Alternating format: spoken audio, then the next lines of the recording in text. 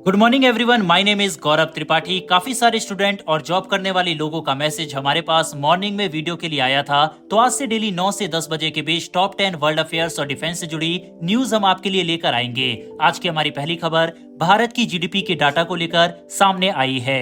दरअसल ब्लूमबर्ग की तरफ से भारत की जीडीपी ग्रोथ रेट 7% रहने का अनुमान लगाया गया था, लेकिन चौथे क्वार्टर में भारत की जीडीपी ने चौंकाते हुए 7.8% की ग्रोथ रेट दर्ज की। वहीं पर फाइनेंशियल ईयर 2024 में भारत की जीडीपी 8.2% रहने का अनुमान इस समय दुनिया भर की संस्थाएं लगा रही है, जो कि बाकी दुनिया से काफी ज्यादा आगे है। वहीं पर ये इसलिए भी चौंकाने वाला है क्योंकि दुनिया भर में इस समय अस्थिरता और युद्ध का माहौल चल रहा है। ऐसे में भारत का इतना अच्छी रेट पर ग्रो करना भारत की इकोनॉमी और इन्वेस्टर के लिए ग्रीन सिग्नल है। बहरहाल बढ़ते हमारी दूसरी खबर की तरफ। दूसरी खबर थोड़ी सी फनी है, जो कि नॉर्थ कोरिया और साउथ कोरिया से सामने आई है। दरअसल इस समय नॉर्थ कोरिया की ओर से साउथ कोरिया के ऊपर कूड़े से भरे गुब्बारे को भेजा जा रहा है, जो कि साउथ कोरिया की सड़कों पर लोगों के मकान पर जाकर पड़ते हैं और बहुत सारा मल और कूड़ा वहां पर फैला देते हैं। अब नॉर्थ कोरिया ऐसा क्यों कर रहा है, उसके पीछे का कारण यह है कि कुछ समय पहले साउथ कोरिया की ओर से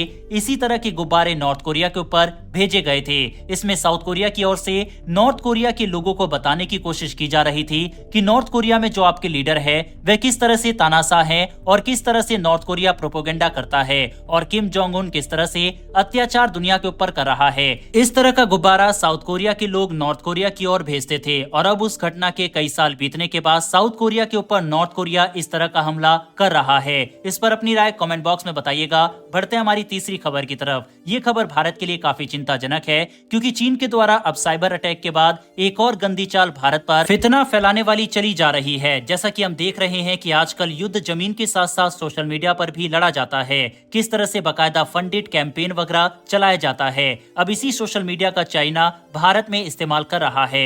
दरअसल चीन फेक अकाउंट को क्रिएट करके भारत में खालिस्तान समर्थकों की संख्या बढ़ाने, साथ ही मुस्लिम समुदाय को भी भड़काने का काम कर रहा है। बाकायदा इसकी जानकारी मेटा की तरफ से दी गई है। आपको बता दें कि मेटा के अंदर ही फेसबुक, इंस्टाग्राम जैसे सोशल मीडिया आते हैं, जो कि दुनिया भर में काफी ज्यादा यूज किया जाता है और इनका काफी ज्यादा इन्फ्लुएंस है और ये लोगों के विचारों पर काफी ज्यादा प्रभाव भी डालते हैं। इन्हीं सोशल मीडिया ऐप का इस्तेमाल करके भारत को तोड़ने की कोशिश इस समय चीन कर रहा है।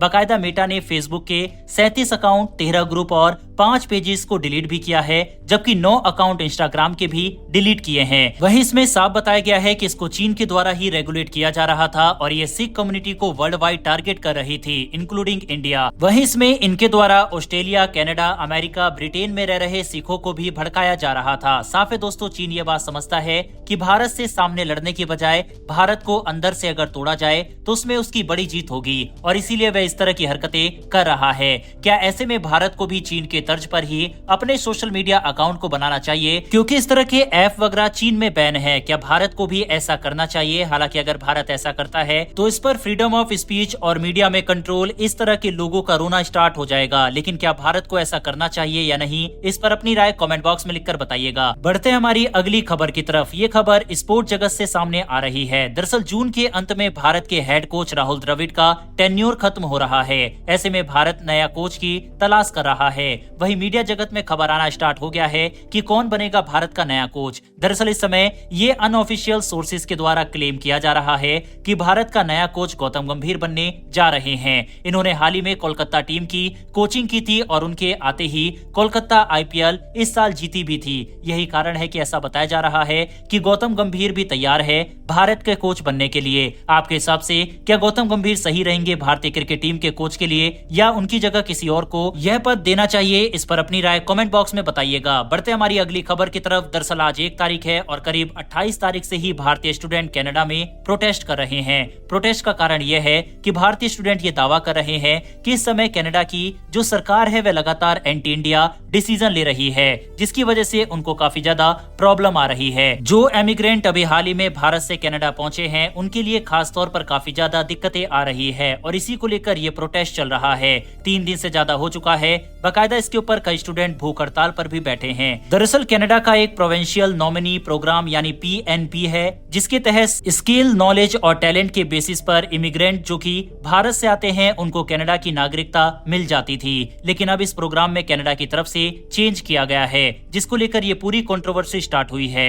कनाडा की तरफ से कहा गया है कि जो ये PNP प्रोग्राम है इसमें 2024 से 25% की गिरावट हम लोग कर देंगे। यानी कि कनाडा की नागरिकता लेना अब इन स्टूडेंट्स को और वहाँ पर जो भी स्किल्ड वर्कर वगैरह काम कर रहे हैं और वहाँ की नागरिकता चाहते हैं उसको नागरिकता लेने में कठिनाइयों का सामना करना पड़ेगा। साफ है कि ये कदम कनाडा ने भारत को उकसाने के लिए चला है। इस पर अपनी राय कमेंट बॉक्स में बताइएगा। बढ़ते हैं हमारी आज की छठी खबर की तरफ। ये खबर चीन से सामने आ रही है, जिसने सिक्किम से मात्र 150 किलोमीटर दूर पर अपने सबसे खतरनाक फाइटर जेट यानी कि J-20 5th generation fighter jet की डिप्लॉयमेंट की है। 2020 के बाद से हमने कई बार देखा है कि भारत और चीन की सेना आमने सामने आई है। इसके साथ ही कई बार दोनों देशों की सेना आपस में साथ बैठकर डी-एस्केलेशन पर भी चर्चा की है। लेकिन जब भी मामला शांत होता है चीन कुछ ऐसी ही हरकत कर देता है कि दोनों तरफ तनाव फिर से बढ़ जाता है और ये एक बार फिर से ऐसी ही साजिश की गई है। दरअसल सैटेलाइट इमेज में इस चीज का खुलासा हुआ है कि चीन ने सिक्किम से मात्र 150 किलोमीटर दूरी पर अपने सबसे advance 5th generation fighter jet जो कि स्टेल्थ फाइटर जेट है